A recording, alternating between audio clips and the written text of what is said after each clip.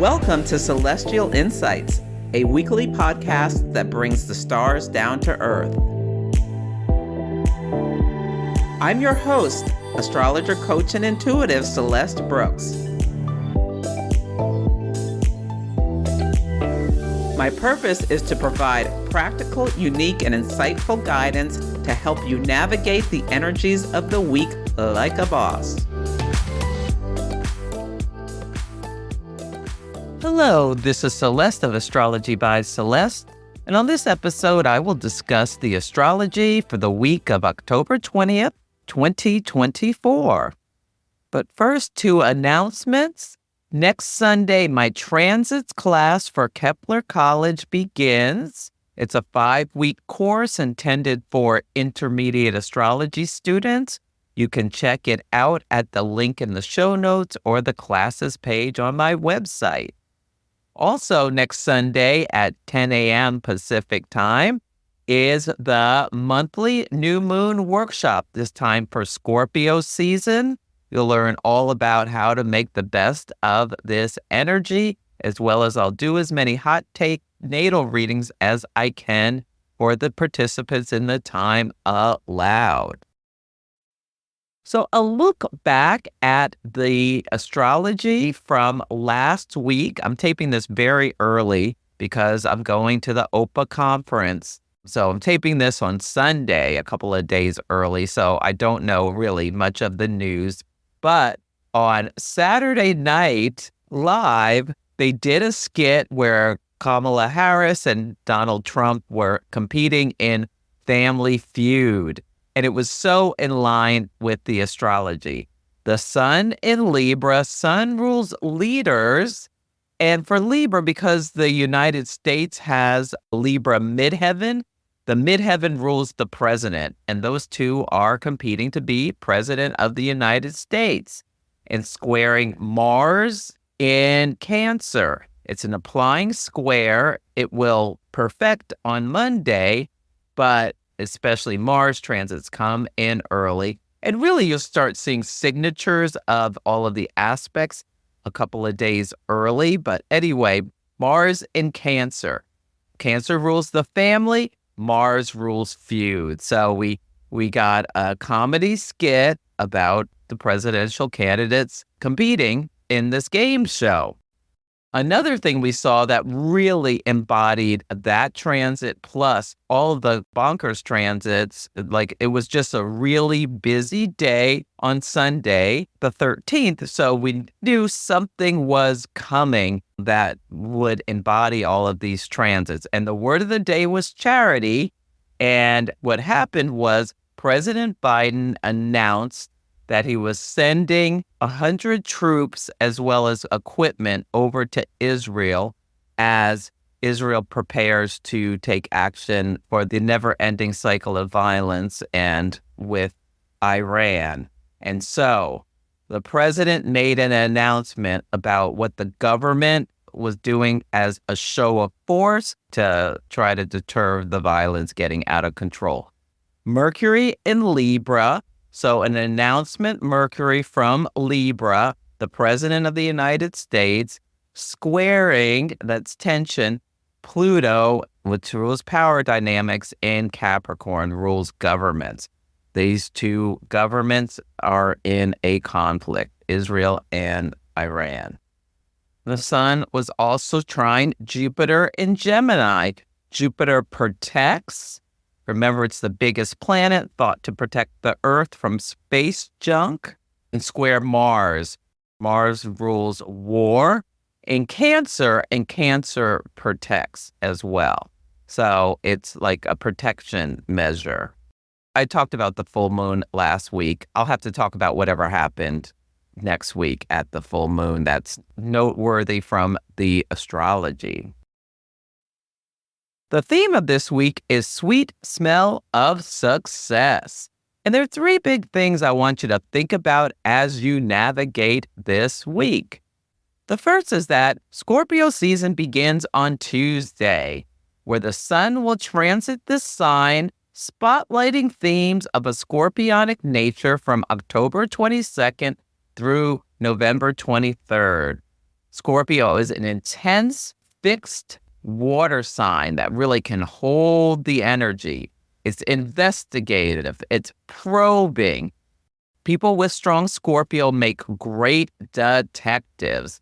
The TV series True Detective, especially the first season, was so good with Woody Harrelson and Matthew McConaughey. It's such a scorpionic show. Think about like scary movies. It's a water sign, so it's emotions, and you know how your spidey senses start tingling. What's hiding around the corner? It can be about what's in your mind rather than what's actually there. It can be obsessive or compulsive. Scorpio deep dives into the taboo. There's nothing that is too dark to be examined. And it can be very healing. We examine the dark recesses of the shadows of our mind in order to recognize how it impacts our patterns of action for deep healing. The Day of the Dead happens during Scorpio season. The veil between this earth and the dearly departed is very thin. It's a great time to connect with your ancestors. You can ask your loved ones to visit you in a dream that have passed on. Scorpio also rules power dynamics and power struggles. And the election is going to be happening in Scorpio season for the U.S. Submarines are a very scorpionic topic. Yellow submarine has been something when I did the Aries ingress for Kepler. A yellow submarine was one of the themes I thought we would be seeing this year. So I haven't seen it in the news yet. If you have, certainly let me know. But maybe something about a submarine can make the news during this Scorpio season. Scorpio archetypes are the phoenix who can rise from the ashes. After everything is gone, rise up and soar again. The eagle, who is very strategic, who can fly above and be very targeted about what they go after. The scorpion, if it feels threatened or irritated, pa-boom, strikes and inserts its poison. You can think about that. Scorpio rules life, death, and rebirth. Sometimes when women get pregnant, their progressed moon goes into Scorpio. And because your whole body, like you're growing this life inside you, and it's very transformative, like you'll watch your body transform in front of your eyes. Transformation is a Scorpio word. So these are some of the things you can think about. The shaman who will lead people on difficult emotional journeys. The mystic who has information that's from another realm. Scorpio is ruled by Mars and co-ruled by Pluto, so it is piercing and maybe makes people uncomfortable. Dr. Laura was a radio talk show host out of LA who was wildly successful back in the 90s, but controversial. And she was a Sun, Mars, Mercury, and Capricorn, so she would just be very straight, give it to you, very pragmatic, very traditional, and her moon and Jupiter were in Scorpio.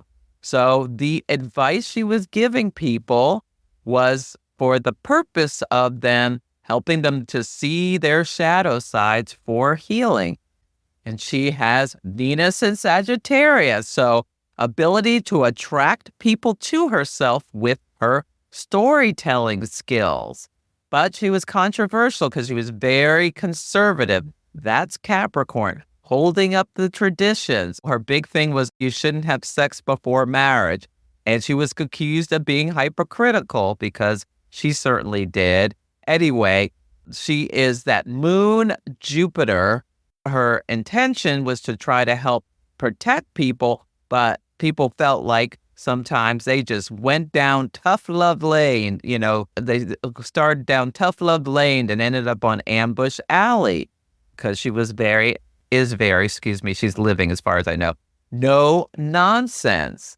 And she wrote these books about the proper care and feeding of your husband, your wife, your marriage, blah, blah, blah, blah, blah.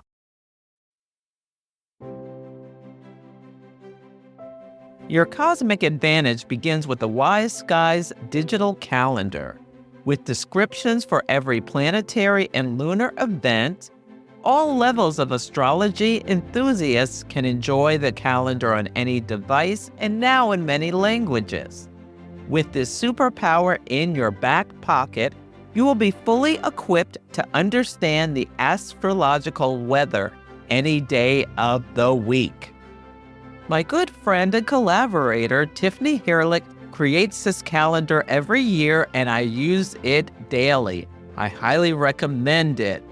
Use my coupon code for $10 off. The code is ABC2024 or ABC2025, depending on the year. Let the universe have your back with the Wise Skies digital astrology calendar.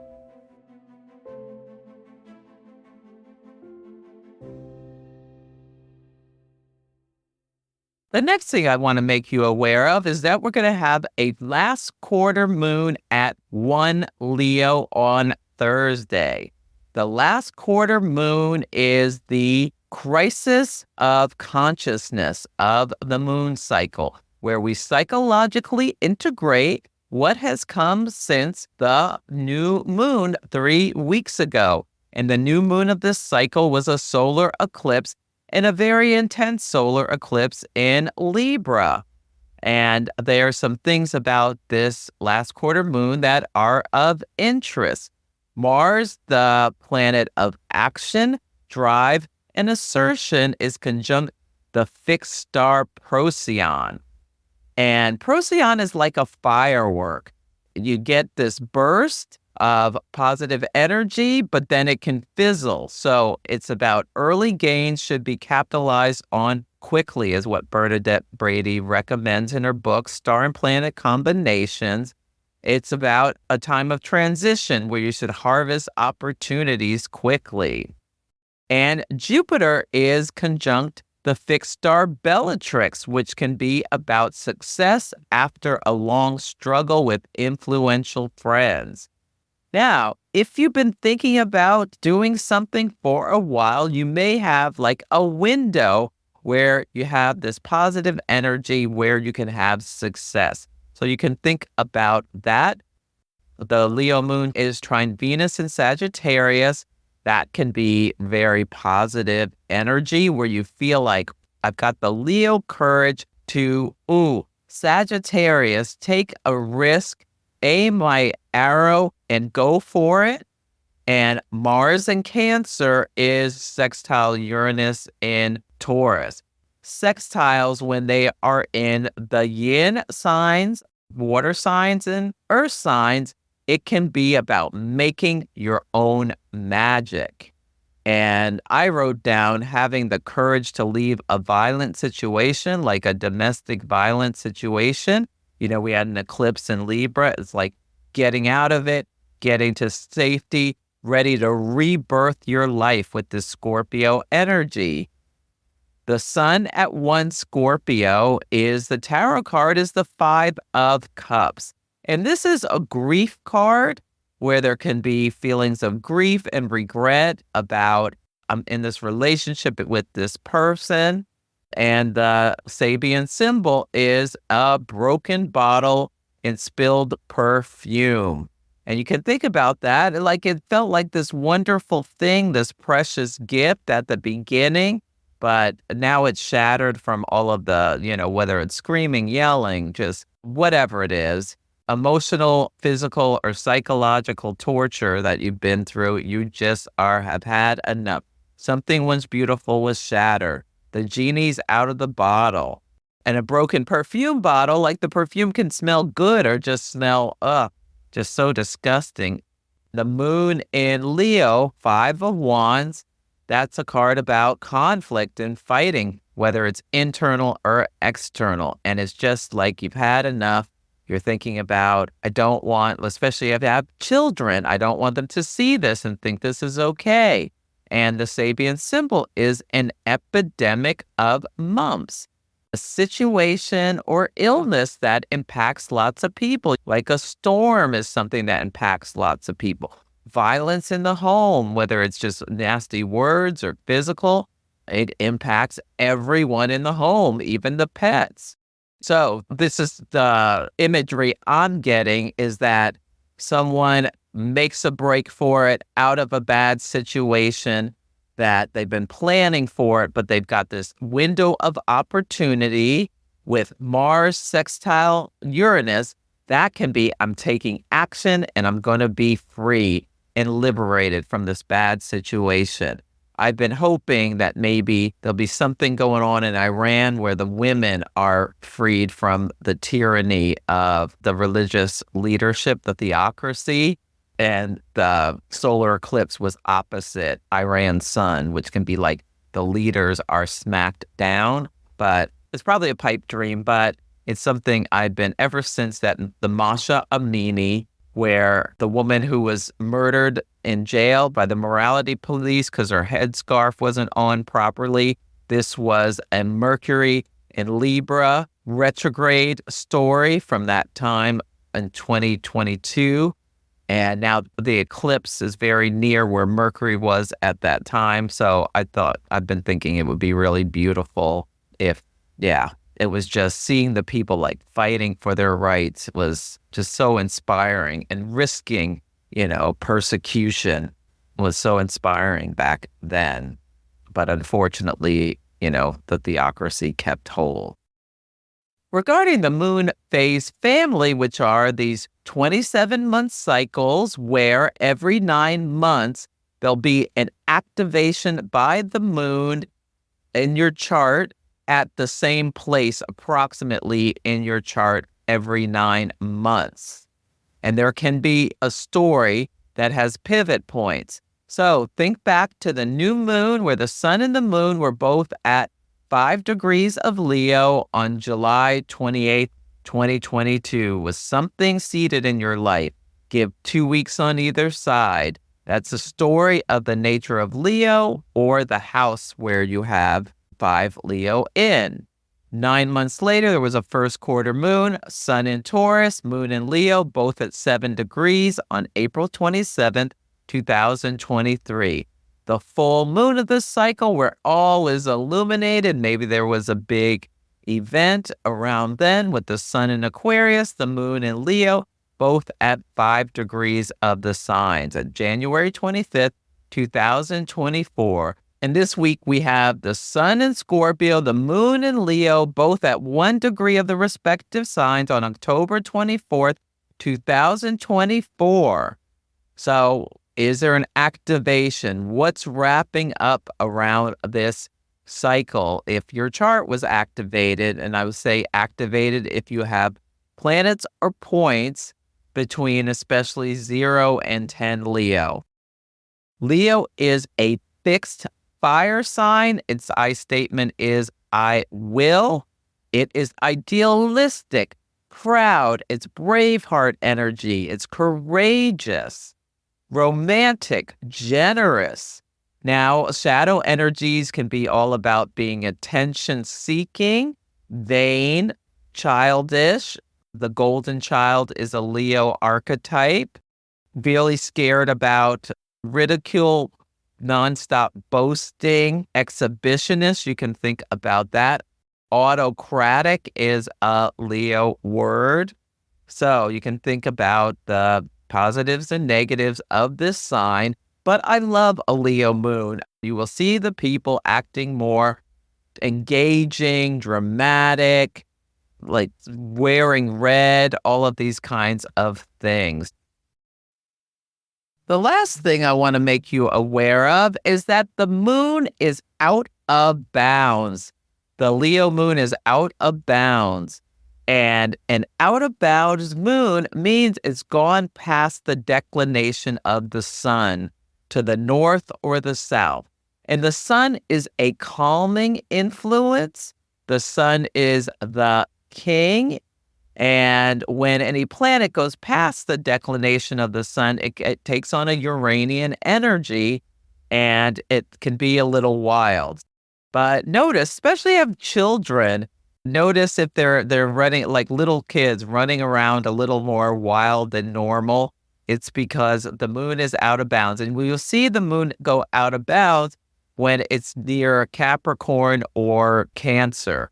And it's a measure of like the zodiac degrees are latitude, and you can think of declination as longitude. And it's like you can have these hidden aspects in your chart when you have planets that are at the same declination. Just take from it that when a planet is out of bounds, it takes on a Uranian flare where it's away from the calming influence of the sun. Some people have this in their natal chart, and they can be like really unique in the relationship to that planet, or they can just be, kind of just like uncontrollable in some way. And the moon rules our emotions, and in mundane astrology, it rules the people. So just really notice what you're seeing about people's dramatic reactions.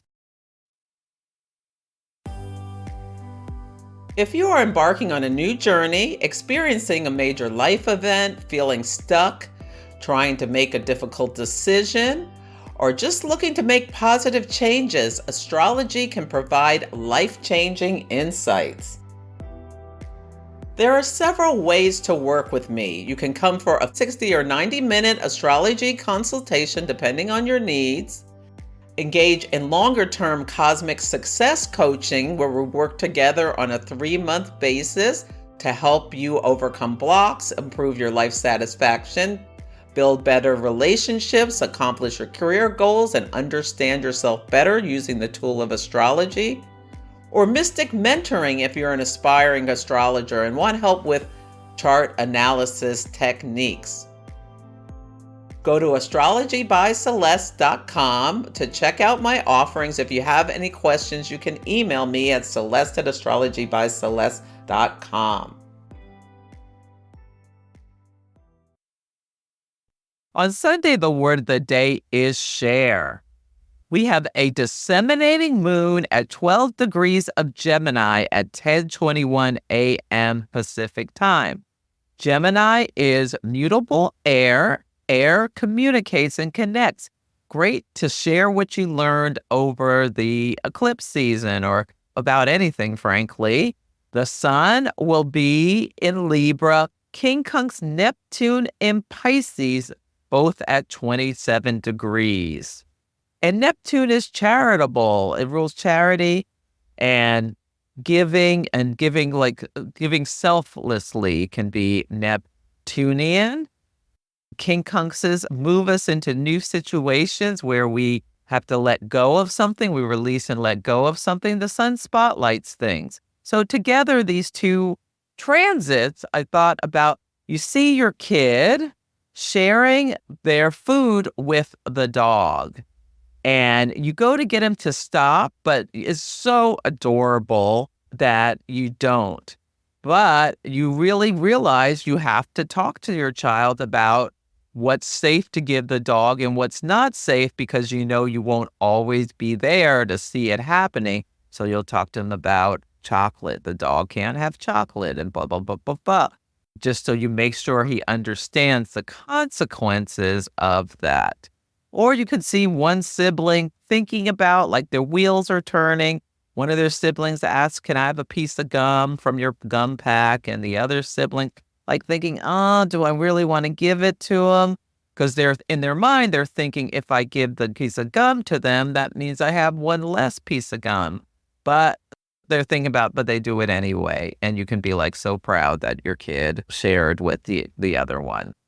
Gemini rules children, so that's why I use the example of a child. On Monday, the word of the day is concentration. The moon conjunct Jupiter at 21 degrees of Gemini happens on this day. The moon Jupiter can be like people are feeling good. You might notice people in an extra good mood or extra chatty. Gemini communicates. Then the moon goes into Cancer at 3:49 p.m. Pacific time. The water signs are mute. You may notice like all the talk starts to stop and people get quiet, or you emotionally turn inward. And then we have Mercury in Scorpio trine Saturn in Pisces. So this can be great. Mercury rules our communication as well as our mental processes. And Scorpio is probing, it's strategic, and Saturn can hold the energy. Trines are smooth, easy flowing energy. So this can be great for concentration. And maybe you had a great team meeting earlier while the moon was in Gemini, and now you can go back to your office and think about what you talked about and then plan out a strategy. And it's great energy to just get it done. Now, there can also be difficult news with Saturn, or someone can say with Mercury and Scorpio, something really probing that, kind of like as a scorpion stings you and feel like poison's running through you, like your feelings get hurt, could be something as well that happens. Or someone has to talk to someone about their overindulgence and with drugs or alcohol. Pisces, Saturn's in Pisces. Yeah, and they're both at 13 degrees of the signs. On Tuesday, the word of the day is shadow work. The sun at 29 degrees of Libra will square Pluto at 29 degrees of Capricorn. And Pluto unearths things. It rules the shadows and power dynamics. And for some reason, it's uncomfortable because a 10 square, and it's 29 is the degree of crisis and decay. There could be a crisis in a relationship that leads to some self-evaluation. Or like the boss, the head of the company, can let you know about things about that you didn't know about, like Pluto, the power structure, and Capricorn, a company, that the revenues for the company aren't what they thought what they were, and they have to issue a strategic change where there's going to be like some kind of reorganization or something like that. And so it's like something you weren't aware of. The sun focuses us and illuminates things. Now you're figuring it out. And maybe you had your own office and you're scaling down and you got to share your office Libra with someone else. That could be something. The sun will then enter Scorpio at 3:14 p.m. Pacific time. Now, Scorpio can get the fears going as well. This could be like, oh my God, am I going to get laid off? That someone is thinking about. But notice on this day how our attention is focused in on scorpionic topics. Like, see what you see in the news. It could be about the ocean, but like really deep, deep, deep. I think of Scorpio as a really deep, deep, deep stuff. Also the underworld, strategy, banking, power struggles, account of the people who have passed on. That's very scorpionic. Taboo stuff. And maybe you decide, I want to get a new tarot deck or something like that. Now, Venus in Sagittarius is trying the North Node in Aries, both at 6 degrees. There will be story. Now, Venus partners in Sagittarius for adventure, and the North Node in Aries. Competition you can think about. Maybe one of your friends calls you and says, hey, let's go play pickleball, or let's go climb Mount Kilimanjaro. That's exciting opportunity, but scares you because, it's dangerous. You can think about that. That could be the sun in Scorpio, Venus in Sag, the sun square Pluto. You're focusing on your fears of Capricorn, a mountain. On Wednesday, the word of the day is submerge. We have the Moon-Mars conjunction at 25 Cancer at 2:19 p.m. Pacific time. Moon-Mars, that can be like a little stomach upset. Cancer rules the stomach. Or you can get like something in your pit of your stomach where you get really excited about, maybe you want to take a bath, a self-care to get ready for some sexy time. Scorpio is very sexual. The Leo moon starts at 10:23 p.m. Pacific time, and Leo's romantic. as well as the grand gestures. So maybe you're planning all sorts of stuff for Thursday night. Who has to wait for Friday night to really get it all right? Thursday, the word of the day is party. We have a last quarter moon at Leo at 1:02 a.m. and Mars in Cancer is sextile Uranus and Taurus. So this can be about at home, making a great meal, and then surprising your partner with coming out in something sexy or lingerie or something like that.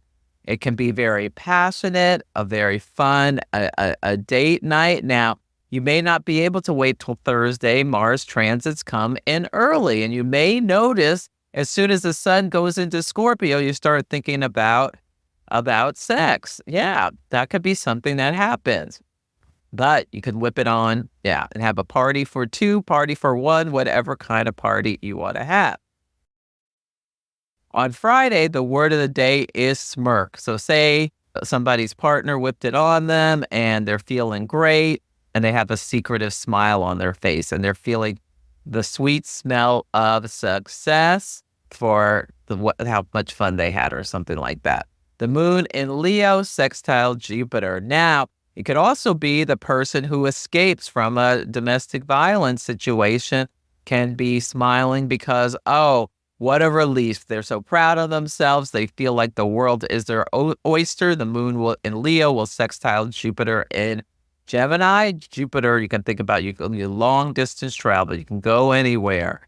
You have optimism. You feel like there's abundance.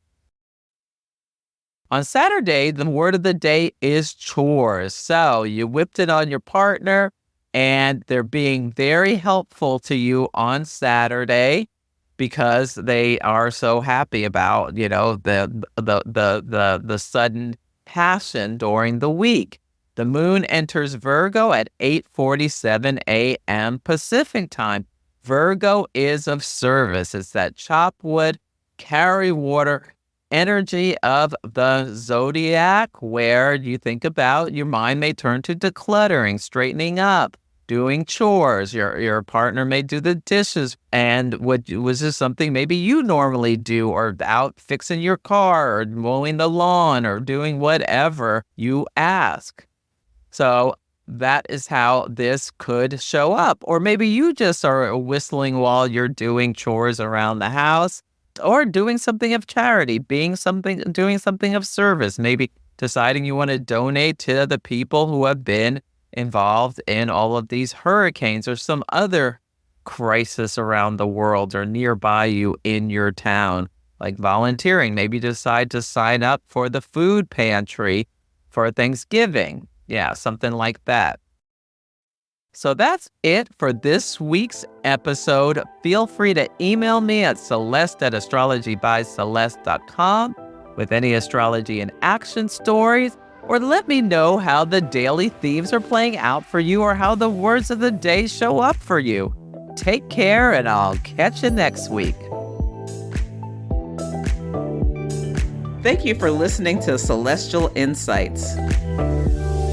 To learn more about my work, please visit my website, astrologybyceleste.com, where I offer personal readings, horary consultations, cosmic coaching, group events, and classes to help guide people to higher levels of fulfillment.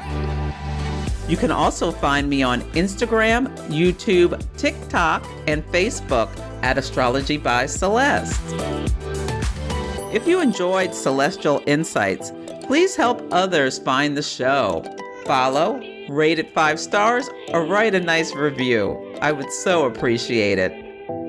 I'm astrologer, coach, and intuitive Celeste Brooks, and I'll be back next week.